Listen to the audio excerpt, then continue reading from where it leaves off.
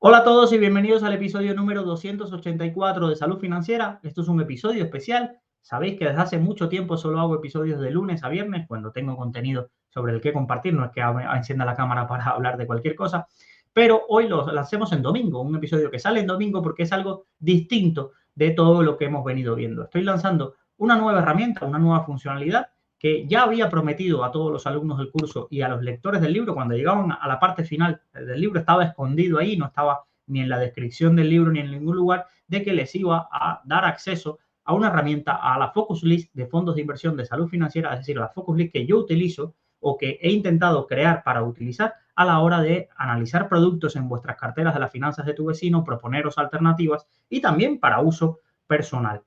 Primero que todo, esta es como la segunda vez que intento grabar este episodio, parece que hoy los astros no están tan a nuestro favor. Quiero explicaros qué es una Focus List. Y es importante que lo entendáis porque os puede llevar a confusiones, os puede llevar a quizás a no interpretarla correctamente. No es ni una selección de fondos que lo van a hacer mejor en el futuro, esto ya sabéis que no estáis en ese tipo de canal, o una selección de productos estrella que no van a caer nunca, nada que ver. Una Focus List es una recopilación según unos parámetros establecidos de qué fondos son los mejores dentro de una categoría con los datos que tenemos, es decir, a través de un análisis cuantitativo y luego a través de algunos filtros de análisis cualitativo que podamos establecer, y esto es a discreción de quien hace esa lista. Hay muchísimas Focus List, pero públicas que yo conozca, solo hay una, que es la Focus List de Bankinter, que comparte todos los meses. ¿Y por qué no se hacen públicas? ¿Quién hace la Focus List? Un poco de dónde surge. Bueno, todas estas Focus List, normalmente quien está encargado de hacerlas son los selectores de fondos de cada entidad o el director de inversiones de una empresa de asesoramiento financiero. No es que tengamos sea una herramienta muy popular porque tiene muchísimo trabajo detrás y no es sencillo hacerla. Entonces, estos selectores que cobran miles y miles de euros, es decir, una de las figuras mejores pagadas dentro de la industria financiera, ¿cuál es su trabajo? Reunirse con todos los fondos de inversión que puedan interesarle, que estén en una categoría y hacer un documento como el que os voy a mostrar a continuación, donde todos los empleados que tengan que intervenir en el proceso de creación de carteras para clientes, por ejemplo, banqueros privados, asesores financieros, agentes, creadores, gestores de carteras que se basen en la articulación de fondos. Todas estas personas solo tienen que incluir o solo pueden incluir en muchos casos para sus clientes productos que estén aprobados dentro de la Focus List o la lista de convicción de ese selector. Así ocurre que muchísimos banqueros privados o muchísimas agentes no tienen conocimientos en profundidad de los fondos de inversión. No lo tienen. Y es una realidad que mejor que os la diga ahora, que os la encontréis y lleguéis a esa conclusión por vosotros mismos. No lo tienen. Simplemente te crean la cartera seleccionando dentro de cada categoría los productos que le ha aprobado su selector. Y si el selector dice que esos son los productos, pues ahí se escogen. Incluso dentro de toda la industria, ya os he comentado que todos estos grandes medios profesionales, cuando dicen, no, vamos a escribir, o es un medio para profesionales dentro del sector.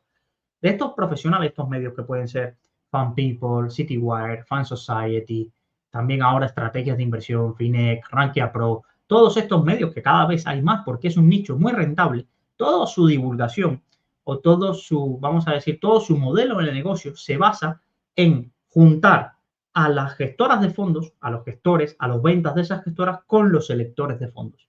¿Por qué? Porque si yo soy el gestor del Aberdeen North American Smaller Companies y esta gestora consigue que BBVA recomiende a todos sus banqueros privados que para small caps norteamericanas quien necesite, este es el fondo que hay que añadir, si lo quieren añadir a algún fondo de fondos, se asegura que va a haber un flujo de millones bastante amplio para la gestora, el venta se lleva un gran bonus por su labor comercial, el gestor contento porque tiene más patrimonio y muchos tienen ese incentivo variable a captar más patrimonio y así funciona toda la industria. Y ya os digo que muchos pensáis que no, bueno, el dinero está en la gente que se abre cuenta en Indexa, en el código amigo de MyInvestor o ese tipo de publicidad a veces que vemos de fondos, vamos a llamarle fondos enfocados a retail. Esos son migajas comparado con el dinero que se mueve en el mercado publicitario para convencer a selectores de fondos y asesores financieros de invertir en alguno de esos productos que esas entidades están ofreciendo. Ya os digo que es inmenso.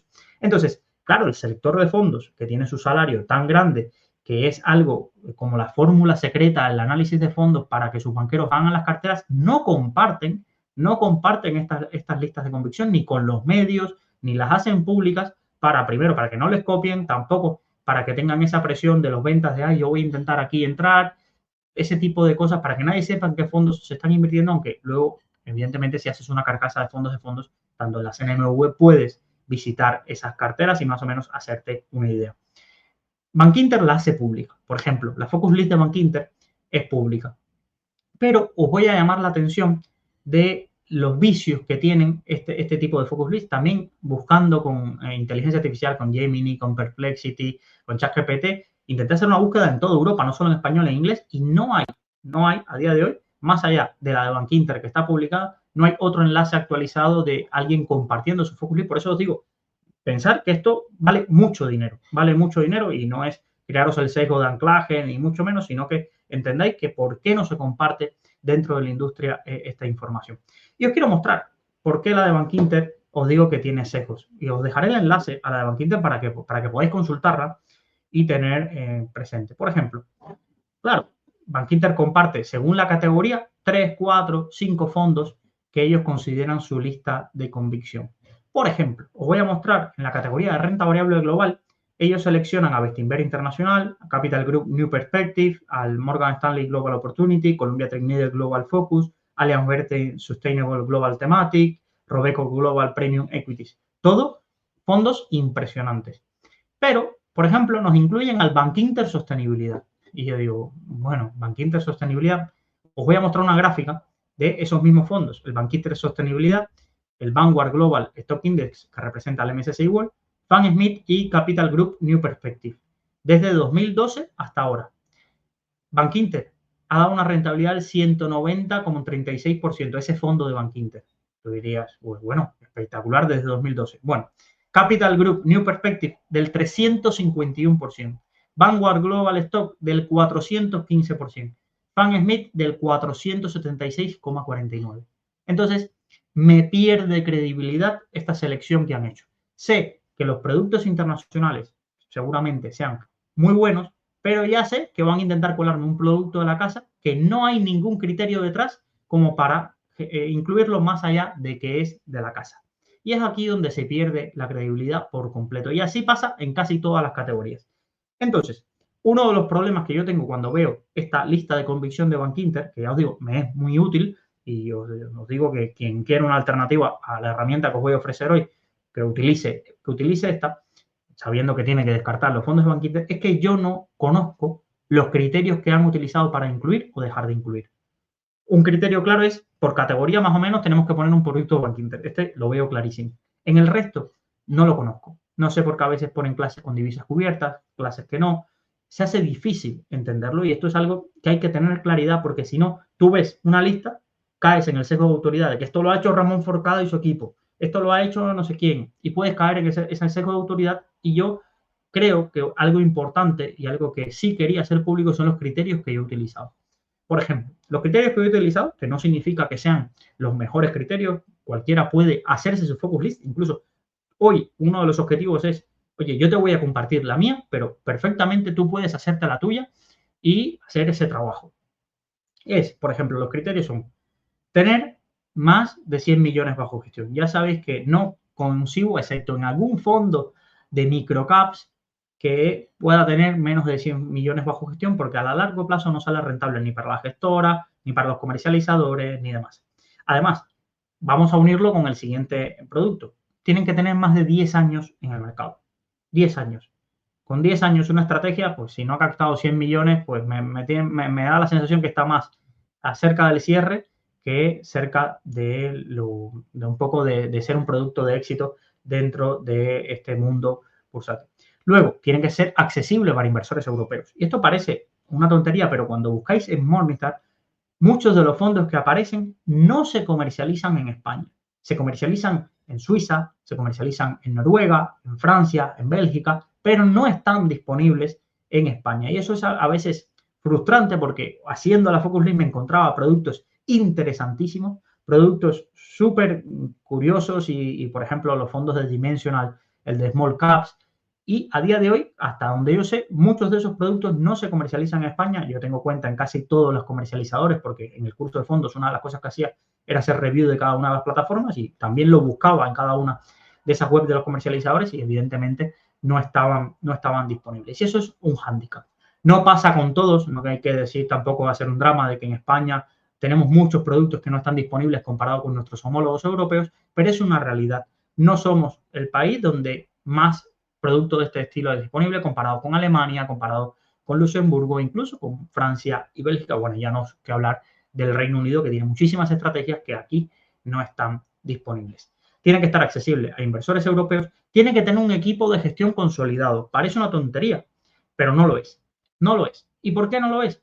Porque hay muchas gestoras internacionales que de golpe y porrazo pierden a todo el equipo gestor. Recuerdo, por ejemplo, el caso que le ha pasado ahora recientemente a Júpiter, recuerdo el caso de GAM.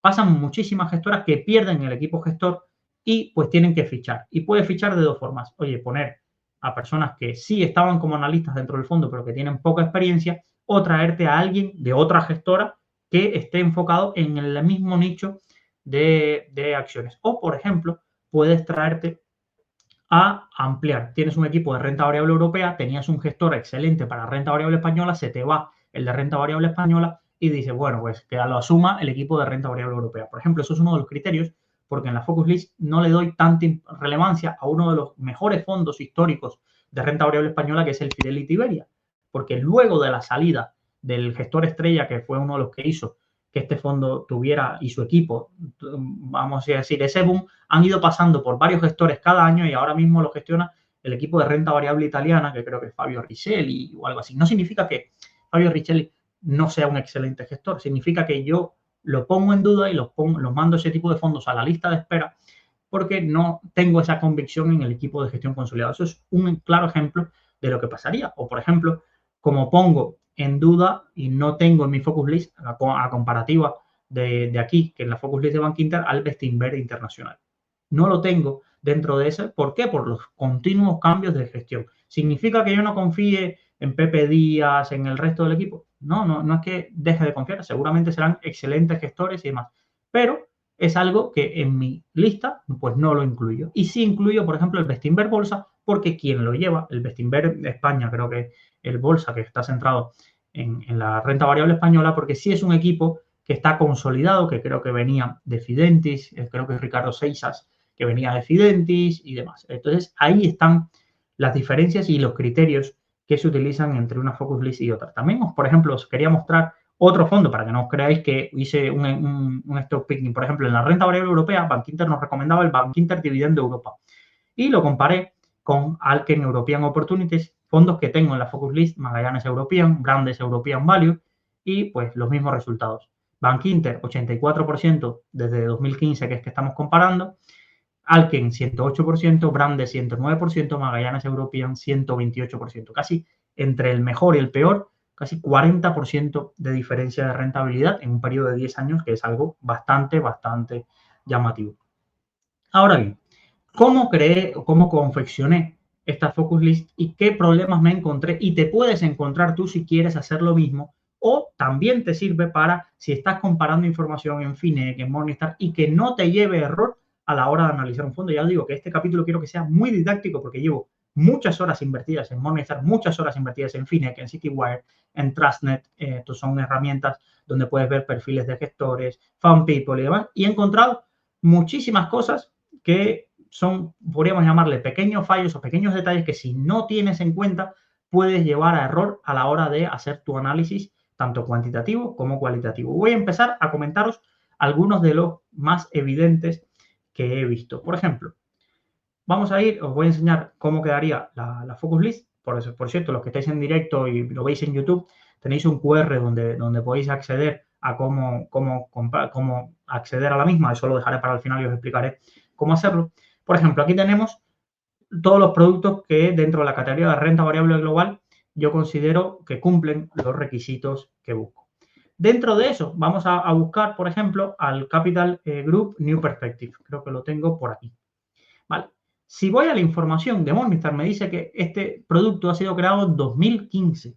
2015, además, el 30 de octubre. Está justito casi para poder añadirlo a que cumpla mis criterios. Es verdad que el equipo gestor, sabéis que Capital Group lo que hace es los nichos de sus carteras y se gestiona de forma conjunta todos estos fondos. Está desde 2015, aquí no habría problema, pero los que llevéis mucho tiempo en la industria sabéis que este fondo es el fondo vanguardia, uno de los fondos vanguardia de Capital Group, que esta gestora, que viene desde 1973, este fondo, su versión norteamericana. ¿Vale? Entonces, una de las cosas que os quiero alertar es que cuando veáis un fondo, la fecha que os pone Morningstar normalmente es la fecha de creación de la versión luxemburguesa o del compartimento, es decir, de la clase, más que compartimento, de la clase de fondos en particular que estáis viendo. Entonces, es verdad que en algunas versiones de Morningstar te dicen fecha de creación de la clase, fecha de creación del fondo. Y ahí ya ves las diferencias. Pero cuidado con esto porque os puede llevar a error, por ejemplo, decir, no, yo voy a eliminar a todos los fondos que no tengan 5 años. Si veis un producto y sabéis, lanzamiento 2022, comprobar bien que esa sea la fecha de lanzamiento del producto. Y pasa porque en Estados Unidos nosotros importamos, sabéis que la mayor industria financiera está en Estados Unidos. Y casi todas las gestoras que triunfan en Estados Unidos sacan sus versiones luxemburguesas o su formato SICAP a posterioridad.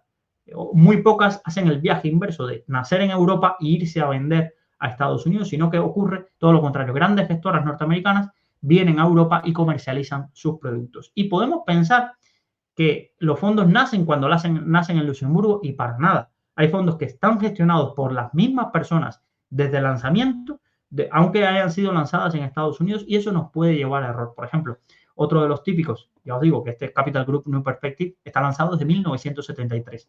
Otro ejemplo, Hectagon Copernic Global All Cap, lanzado desde 2013, pero si vamos a Morningstar nos dice 2018.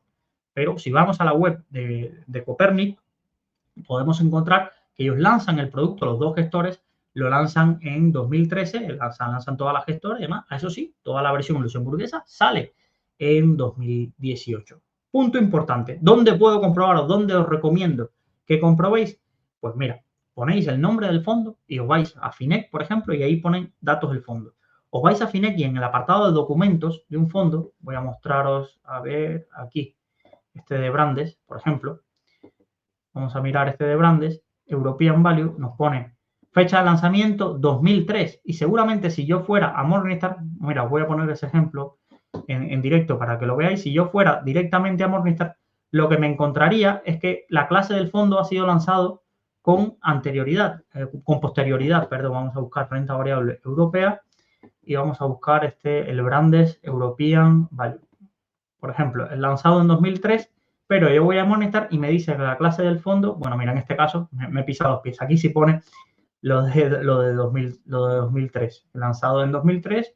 Vale, este está bien. Pero, ¿qué os recomiendo? Ir, por ejemplo, a documentos, ir a los fact sheets tanto institucionales como el fact sheet para retail. ¿Por qué me gustan los institucionales? Porque añaden más información y ahí muchas veces puedes encontrar exactamente desde cuándo ese equipo ha lanzado la estrategia, desde cuándo se están analizando y se puede encontrar muchísima más información sobre el producto.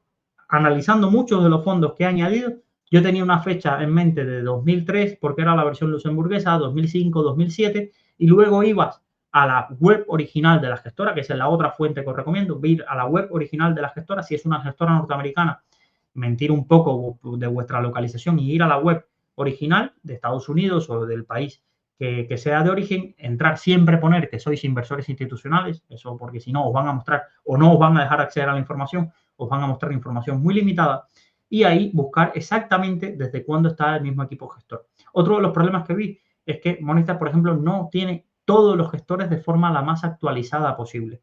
Siempre comprobar que el equipo gestor que está al frente del producto en la web de la gestora. No en Morningstar. Morningstar tiene mucha información que está muy bien, pero por ejemplo puede parecer de que un gestor se ha incorporado en 2022 cuando el gestor lleva quizás más de 15 años gestionando la misma estrategia, pero los datos o esa clase te ponga que se incorporó en 2022 a hacer mucho análisis. Por ejemplo, uno de los casos que me encontré que más llama la atención, pues es toda la guerra, por ejemplo, que hay en Fiera Capital.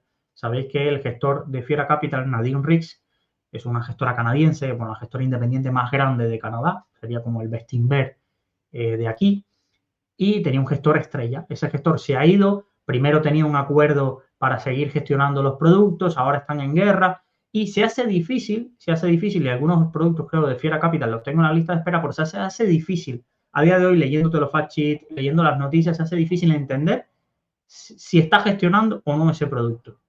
Entonces, ahí tienes que buscar muchísimas fuentes, escribir a la gestora, oye, ¿qué está pasando? Muchas gestoras no tienen relación con inversores y lo que tienen es un TPM aquí, es decir, un representante en España. Es complejo, ¿no? Parece, por eso digo que parece sencillo todo lo que hay aquí, pero hay un trabajo cualitativo detrás que hay que hacer. Y eso es algo que quiero recalcar. Yo os he hecho esta focus list, pero hay un trabajo cualitativo que tenéis que hacer. Entender los gestores, entender cuántos fondos llevan, entender esa estrategia, qué importancia tiene dentro de la casa, es la estrategia bandera, cuántos activos tiene bajo gestión. Por ejemplo, otra de las cosas que pasa es que cuando veis muchos fondos, por ejemplo, este mismo, Heptagon, Copernic, Global, All Cap.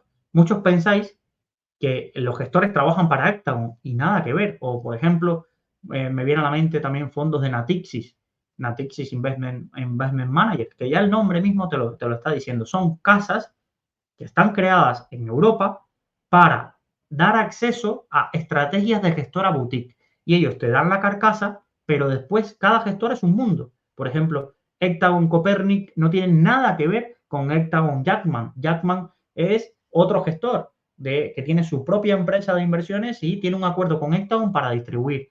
Pasa con Natixis. Natixis tiene desde Loomis, tiene a Harris Associates, que son todos gestoras y distintas estrategias que ellos hacen la carcasa para que puedan ofrecerse. Entonces, cuando vais a buscar la información, a veces te sale gestionado por Natixis, gestionado por no sé qué compañía, y hay que ir a esa web de esa compañía y ver exactamente quién la gestiona. Y mientras más renta variable local sea, por ejemplo, renta variable India, por ejemplo, renta variable de Brasil, o este tipo de, quiero poner estos casos sobre todo de renta variable emergente, hay muchísimos productos donde uno dice, no, Júpiter India o el DWS Latin American Invest. Y tú dices, bueno, los gestores, y te pones gestionado por DWS, no sé qué. No, no está gestionado por DWS porque ese tiene un acuerdo de subasesoramiento con Itaú, y Itaú tiene un acuerdo con 3 gestores que antes trabajaban para DWS, que ahora han cambiado y han seguido teniendo un acuerdo para el fondo. Es decir, hay un entramado de acuerdos de gestión que se hace difícil entender exactamente quién está gestionando el producto. Hay fondos que están gestionados de forma conjunta, hay fondos que tienen las estrategias estas de su cartera, como puede ser Capital Group, como puede ser Amilar Gestión. Ya os digo, no es tan sencillo como parece, ni mucho menos. Siguiente problema que os vais a encontrar muchísimo en Morningstar. Claro, las rentabilidades de los productos. Y claro, yo tengo que tomar una fecha de corte que ha sido para casi todos los productos esta semana, del 11 al 18 de mayo de 2025. Pero eso nos introduce un gran sesgo. ¿Por qué nos introduce un gran sesgo? Porque si hubiera tomado la semana del 11 al 18 de abril, las rentabilidades hubieran sido totalmente distintas. ¿Por qué? Porque ha ocurrido una gran caída. Además, estamos ya excluyendo en las rentabilidades a 5 años, por ejemplo, la caída de la crisis sanitaria del 2020, perdón. Entonces, por eso, cuando hice la focus list, dije, voy a poner las rentabilidades desde el lanzamiento.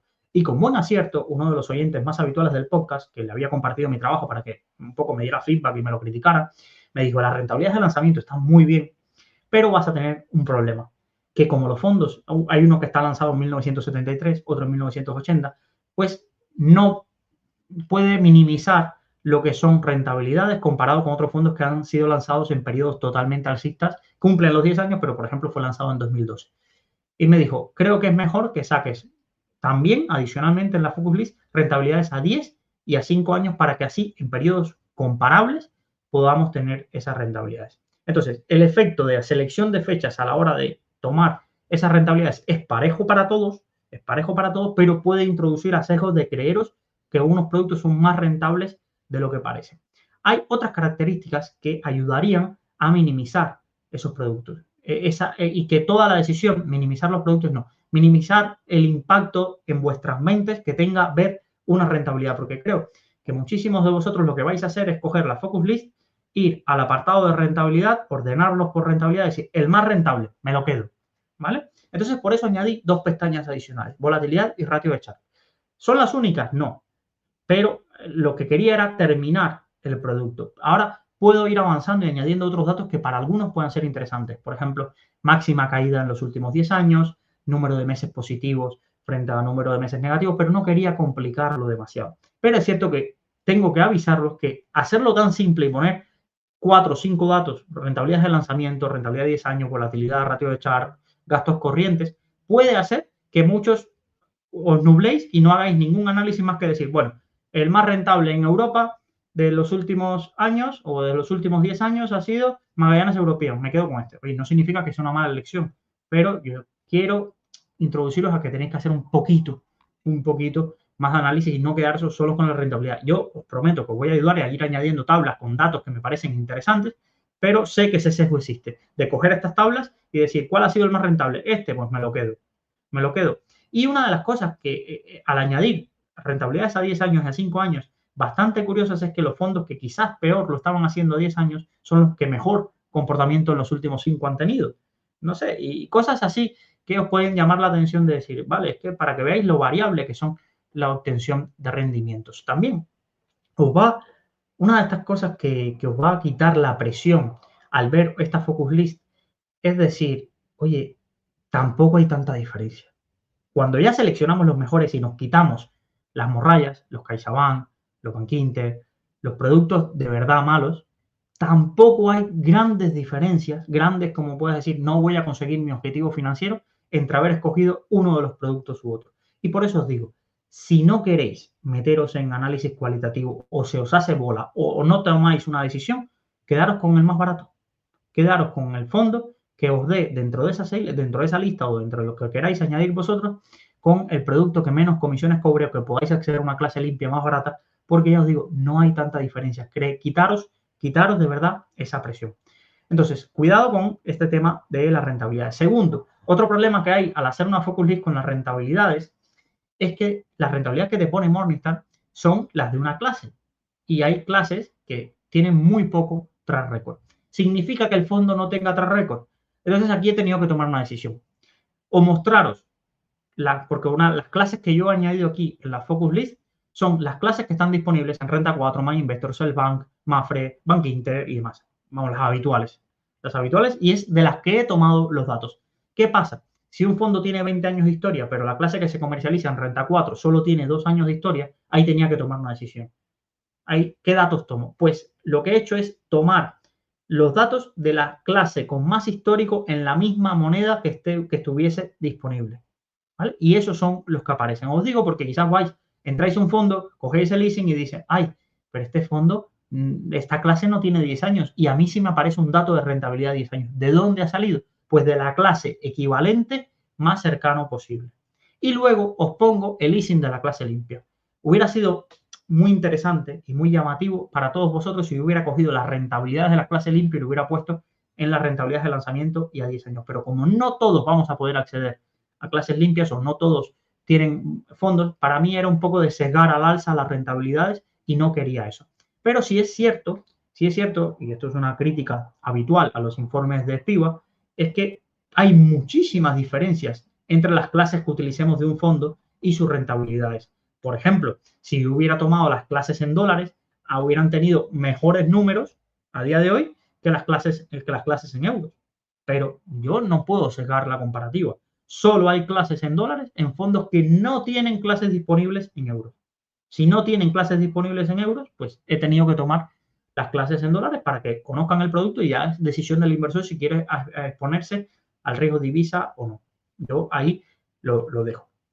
Entonces, pero lo sesga mucho esa parte y las clases limpias subían muchísimo algunas rentabilidades, porque claro, es que le quitas una capa de grasa de comisiones. Y volviendo a lo de Spiva, hay muchas críticas, a Spiva se le critica por muchas cosas, que no significa que no tenga razón, ojo.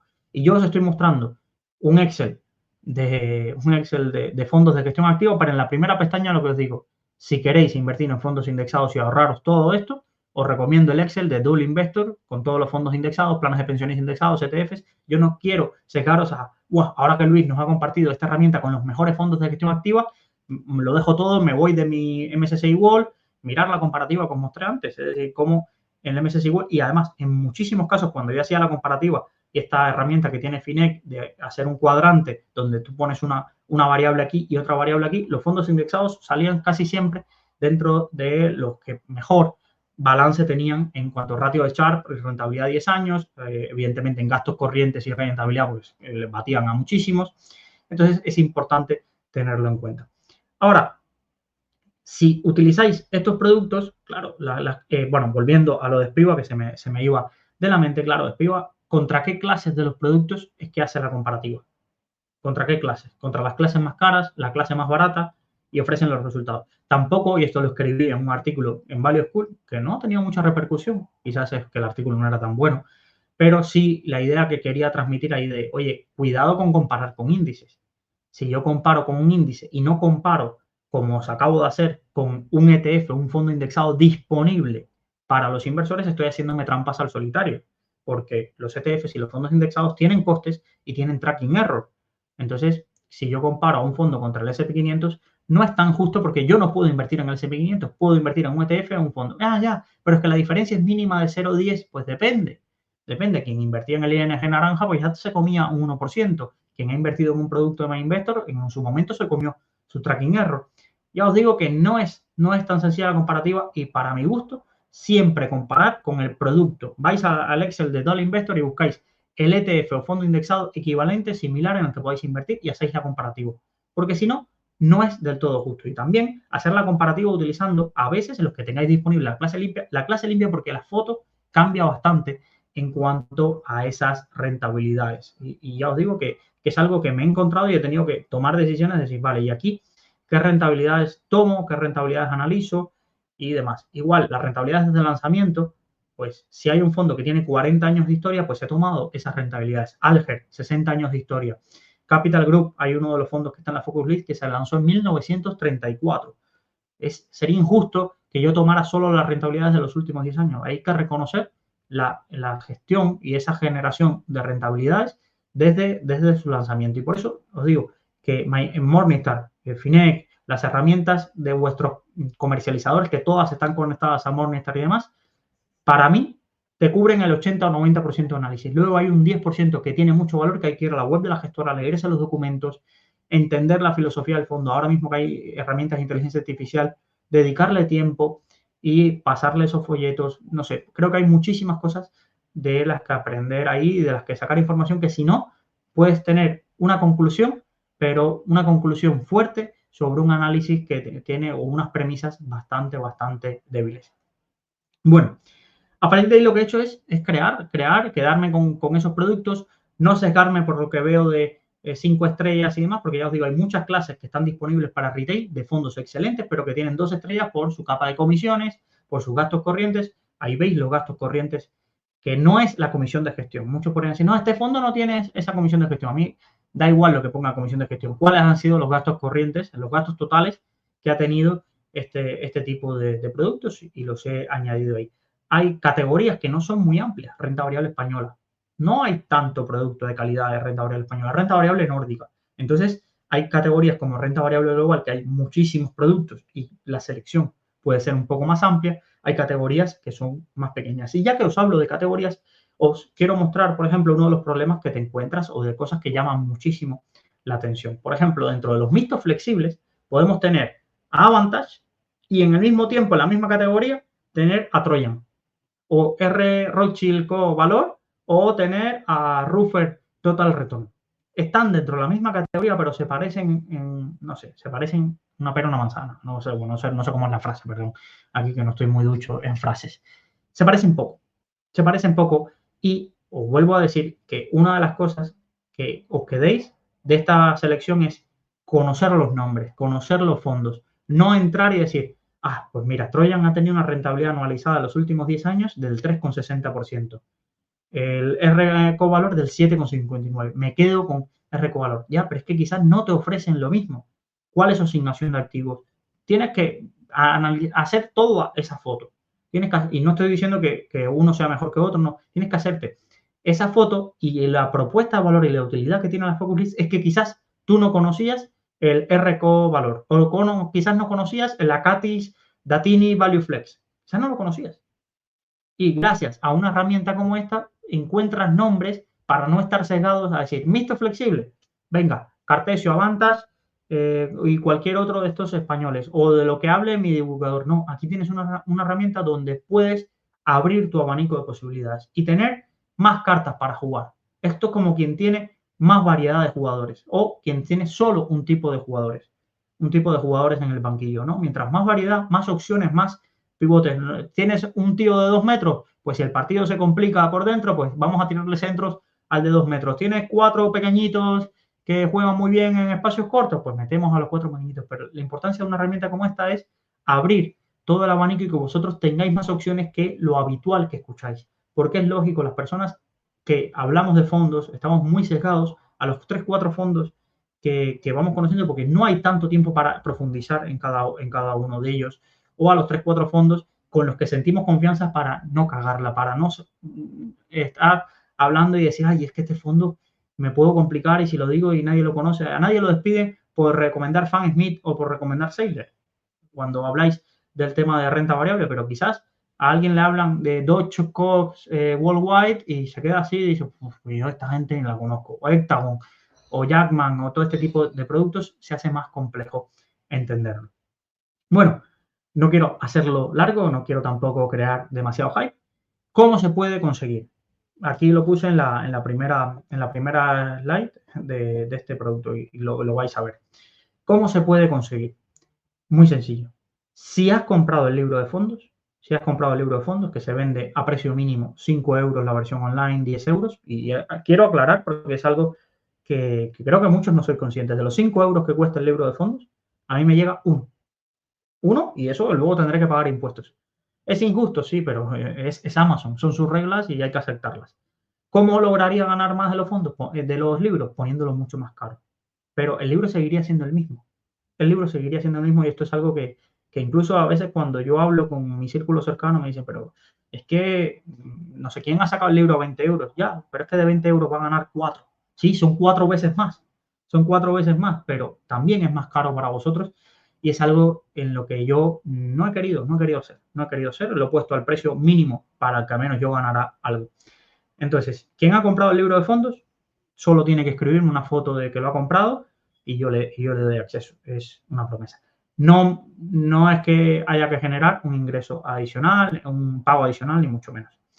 Quien haya comprado el curso de fondos, ese ha hecho un desembolso más grande, entre 50 y 100 euros, dependiendo de la fecha en que lo compró. De esos, para que estéis conscientes también, de esos 100, a mí me llegan unos 70 aproximadamente, sin contar impuestos, sin contar impuestos, IVA o la IRPF que tenga que pagar. Esas personas también lo tienen incluido. Creo que a todas ellas he analizado en la plataforma que sí puedo tener acceso a los mails y se los he dado. Si falta alguien, perdonadme, escribidme y os doy acceso.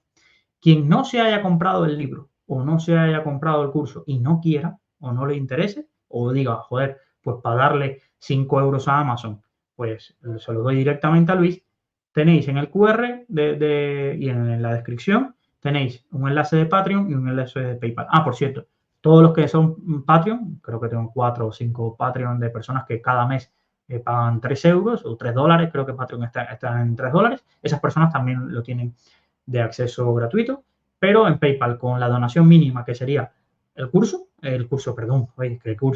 libro, es decir, si 5 euros, para hablar en cristiano, donando 5 euros a Salud Financiera, también vais a tener acceso a esta herramienta. No hay que pagarlo ni mes a mes, ni es una membresía, es un acceso para siempre.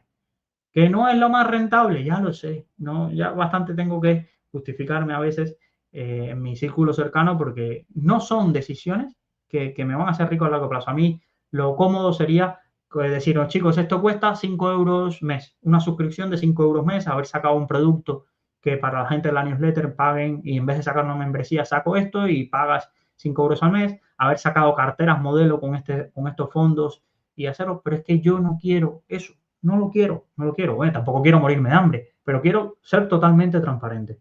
Son modelos que no quiero. ¿Por qué? Porque, por ejemplo, yo podía haber sacado carteras modelo. Y, oye, ¿quieres suscribirte a mi cartera modelo como hace Enrique Roca? Pero Enrique Roca, evidentemente, sus ingresos vienen del acuerdo con Rankia, no de que nosotros le paguemos, pero voy y os saco carteras modelos. ¿Qué va a pasar? Que vais a empezar a copiar las carteras modelos y no hacer vuestro análisis. Vais a hacer eso solo por copiar. Y el día que me equivoque, me vais a odiar. El día que me equivoque, meta un fondo que vaya mal o tenga unos resultados mediocres, ya voy a tener a 18 personas tocándome la puerta de esto no era lo que yo esperaba. Estos fondos, pues bueno, los podía haber encontrado por ahí. Y no es el modelo, no es el modelo que quiero. No critico a quien lo haga. Es su trabajo, es su vamos a decirle, es su propiedad intelectual, es sus horas de esfuerzo y no critico a quien lo haga. No quiero cobrar cada X tiempo una cantidad porque, oye, quien quiera pagar siempre tiene el Patreon, tiene el PayPal. Me escriben si me quieren hacer un Vision y encantado de hacer un Vision. Siempre tienen un libro que comprar, aunque yo no gane tanto sobre ello y tarde 3 meses en cobrarlo. Siempre tienen ese tipo de opciones. Y yo creo que así el proyecto creo que es para mí más sano. Para mí, sin duda, es más sano. Y ya os digo que a mí lo que me gustaría es que este proyecto llegara a tanta gente que las marcas se pelearan por estar aquí, pero marcas que yo quiero. Que Indexa Capital, hubiera una puja entre Indexa Capital, Renta 4 y otras entidades en decir, oye, a este tío lo sigue tanta gente que hay que anunciarse aquí. Tenemos que ser anunciantes aquí. Evidentemente no estamos ni cerca de ese punto, pero ya no estamos tan lejos. Ahora estamos dentro de los podcasts, entre los 10 más escuchados. ¿Y eso qué hace? Que yo solo no tengo que quitaros dinero, no tengo que quitaros dinero de vuestros ingresos para que yo pueda crecer. Y es una cosa mental que cuesta, pero a mí me deja más tranquilo. Yo, es verdad, habéis invertido dinero en el libro, pero cualquiera que esté en esta industria sabe que 5 o 10 euros para lo que aprende en el libro, olvidaros del formato, olvidaros quizás de la calidad, no hay una editorial detrás, no me podéis comparar con un libro que sale con Deusto o con Grupo Planeta, lamentablemente, me encantaría, pero no puedo. Tengo que ser sincero y no va a tener esa calidad, pero lo que hay ahí es de otro valor. Los cursos, evidentemente, pues cuestan un dinero, pero compáralos con los cursos de Intefi, con los cursos de otros divulgadores que ya están hablando de miles de euros. No significa que los de ellos no lo valgan, al menos el mío. Yo no quería que la gente se quedara con esa sensación de, hostia, vaya riñón me he dejado para eso, o estar contratando a gente para que os llame, para que compren el curso, o este tipo de cosas que se ven en la industria, no es algo que lo que quiero. Este producto, perfectamente, ya os digo, cualquiera, de verdad, cualquiera que está en el sector, cualquier asesor, que sé que va a haber muchos asesores que den acceso y, vamos, 5 euros les parecería una risa para todo el trabajo que hay, sé que pagarían muchísimo más por acceso a esto porque les estoy haciendo el trabajo, les estoy diciendo, oye, quítate estas horas y céntrate en estos productos y ya confía en alguien que evidentemente ha dedicado muchas horas en los últimos años a estar en el mundo de fondos. Pero ya os digo, quizás soy un kamikaze dentro de este mundo de la divulgación, pero al final creo que me gustaría dormir bien. Y a mí dormir bien implica que no puedo contentar a todo el mundo. Ya salió el otro día un divulgador enfadado conmigo, llamándome hipócrita o, bueno, en otras palabras, de que al final yo también vivía de vender cursos y demás. Pero creo que hay una diferencia y al menos yo la veo así. Yo no os quiero prometer de que esta herramienta os va a cambiar la vida, de que esta herramienta vais a tener rentabilidades, ni que incluso estos son los mejores fondos. Estos son los mejores fondos según mi perspectiva. Pero me puedo equivocar y pueden quedarse fondos fuera y sé que mucha gente, por cierto, si encontráis un fondo que creéis que cumplís los requisitos y yo no lo tengo, mandármelo y encantado de debatir y encantado de analizarlo. Pero yo, ¿sabéis? De esa tranquilidad de hacerlo a mi manera, como quizás era Frank Sinatra lo de a mi manera, no sé, ahí no tengo tanta cultura musical, pero a mí me deja tranquilo. A mí, de verdad, me deja tranquilo. Y creo, soy un cabezón, pero llevo muchos años en la industria, llevo muchos años viendo el marketing que hay de la industria. Evidentemente, yo manejaba todo el presupuesto de marketing que los brokers se querían dejar en Rankia, veía los presupuestos, sé lo que se puede dejar un patrocinador aquí, sé lo que se le puede cobrar, sé lo que cobran otra gente a esas entidades y creo que hay un modelo posible donde para vosotros, que sois los que me mantienen, pueda no costaros tanto dinero. Pueda no costaros tanto dinero. Oye, que os queréis hacer Patreon, por 3 euros, por 3 euros, perfecto. Habrá mucha gente que 3 euros no signifique nada, pero yo lo que no quiero dejar fuera de mi divulgación a gente que no tenga dinero, porque yo no lo he tenido alguna vez. ¿Sabes? Y esa parte de que si no me entendéis, y esto ya os daré más chapa quizás en el episodio 300, si no me entendéis a mí, a mis circunstancias, es difícil que entendáis todas las cosas que hago.